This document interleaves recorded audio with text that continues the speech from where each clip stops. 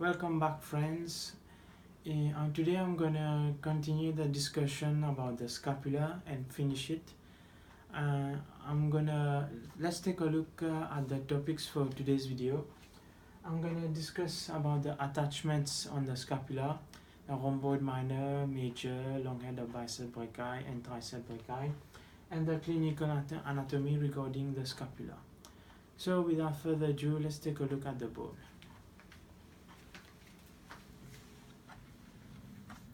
So this is the scapula.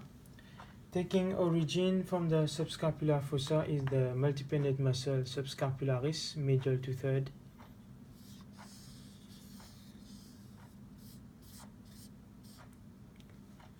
From the supraspinous fossa, medial 2/3, and superior aspect of the spine of the scapula is the supraspinatus muscle.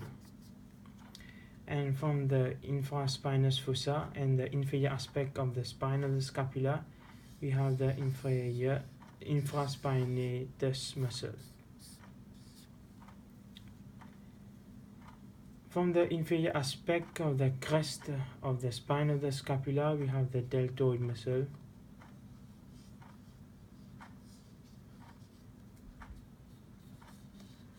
Up to the lateral border of the acromion, where the fibers are multipennate. Now on the lateral border of the scapula, on the tip of the coracoid process, we have the origin of the coracobrachialis and short head of biceps brachii. And from the supraglenoid tubercle, we have the long head of biceps brachii, and infraglenoid tubercle, we have the long head of triceps brachii.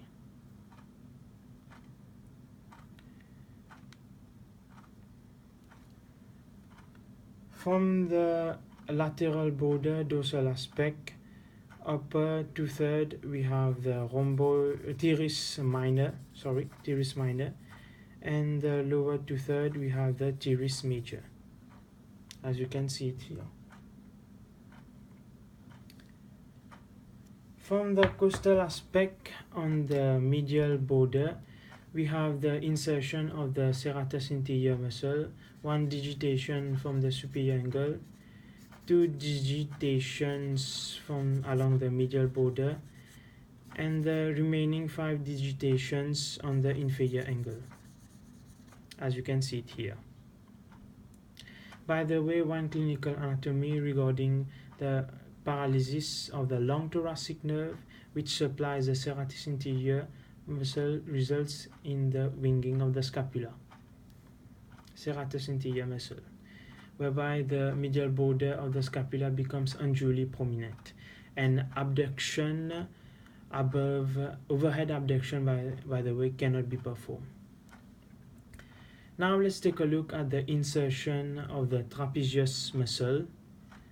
From the superior aspect of the crest of the spine of the scapula, we have the insertion up to the medial border of the acromion. We have the insertion of the trapezius muscle.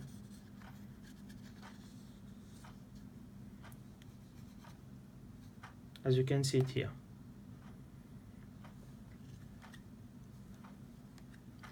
Now on the medial border dorsal aspect of the scapula, from the superior angle to the root of the spine of the scapula, we have the levator scapulae.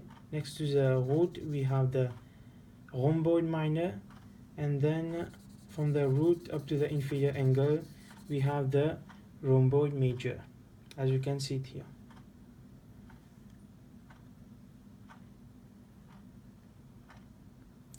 So a quick summary: we have the origin of the supraspinatus, origin of the infraspinatus from the infraspinous fossa, teres minor and teres major, levator scapulae, rhomboid minor, rhomboid major,